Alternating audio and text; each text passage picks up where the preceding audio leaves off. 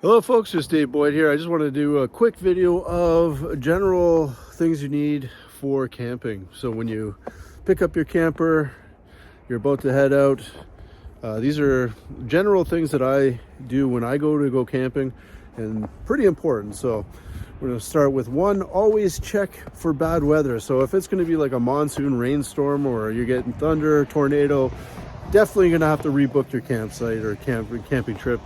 It's best to stay safe. We've had some weird weather this past couple of years where we have like windstorms and stuff like that, blowing trees all over the place. You definitely don't want to be traveling in a trailer down the road. So always check for bad weather. The other thing too is check the forecast. So if it's going to be raining and miserable and you're going to be inside the trailer a lot, you might want to reconsider about going. So again, check the forecast. The other thing too is plan your activities in advance.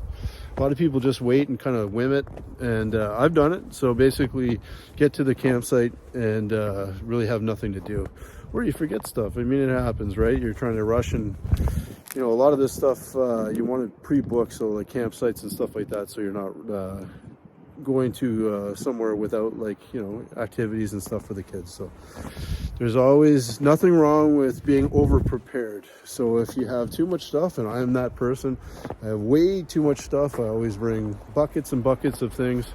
And the reason why I do that is because you can never determine what you're going to come up against. So the other thing too is people show up, family members, you might need extra chairs, extra food, hammocks. So again, it's never bad to be over prepared for things.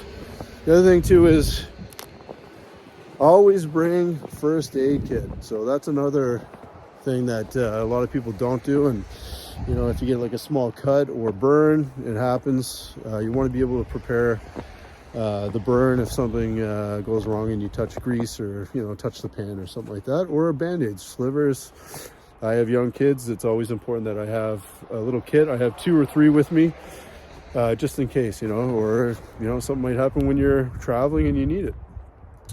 Make sure you make the camping list before you leave. So this is key. I always put a list down what I need, and I make sure that I have it and before I take off. So the night before, I always have everything in a certain area. I have a checklist. I always go through that checklist to make sure that this is my camping gear, this is what I need, and if I ran out of batteries or something like that, I could always run out and grab it. So you don't want to do it while you're traveling, because sometimes it's a little bit harder to get in and out of these places with a big trailer, like Walmart, stuff like that. The camping or the parking lots can be a little bit crazy. So the other thing too is you want to make sure you have warm clothes. Now this happened to me up north.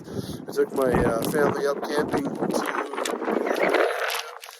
and it dropped to about 7 degrees. Now we didn't, we had shorts and stuff. We were swimming the night before, so I mean, just goes to show you it was plus 20 or 27 out, and then all of a sudden it dropped to 8 degrees, and that's during the day. And it was windy and it was cold. Everybody was miserable, and guess what?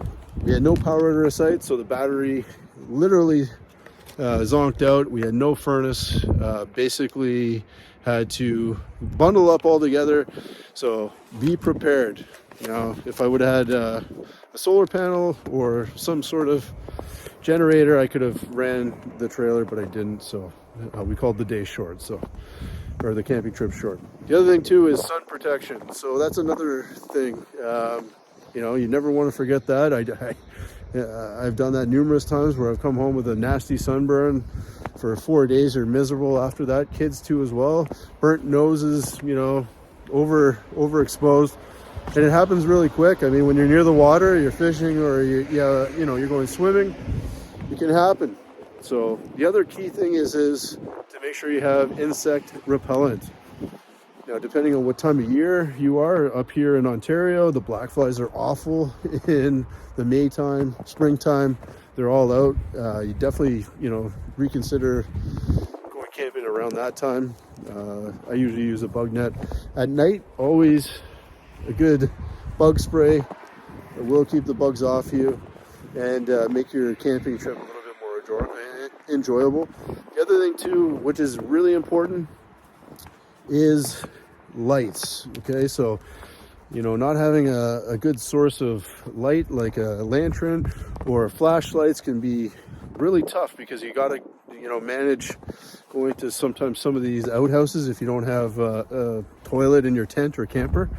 And tent camping is tent trailers, sorry, don't have washrooms, so you're gonna have to go to the outhouse.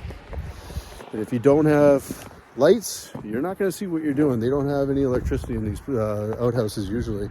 Some places do. Some of the higher end campgrounds.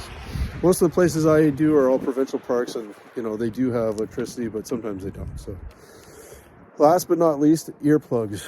Now, I experienced this last year at a place called Charlotte Lake. I took my son, we were camping, we got there, and somebody had a dog that didn't stop barking the whole time we were there. So we were there for 3 days, it didn't stop.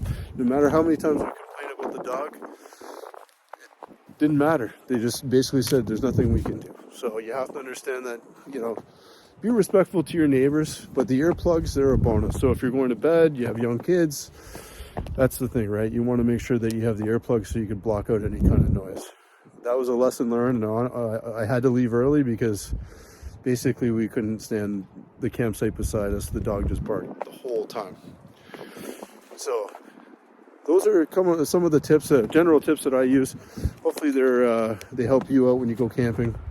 And if you guys want to comment or also share your experiences, just comment below. The other thing too is please subscribe and follow. I will be doing quite a bit of these videos. I do work in sales here at Primo RV Center in Ottawa. We've been doing this for a long time. The dealership's here for about 30 years. I've been here for 9. So looking forward to hearing from you guys, and please subscribe and like.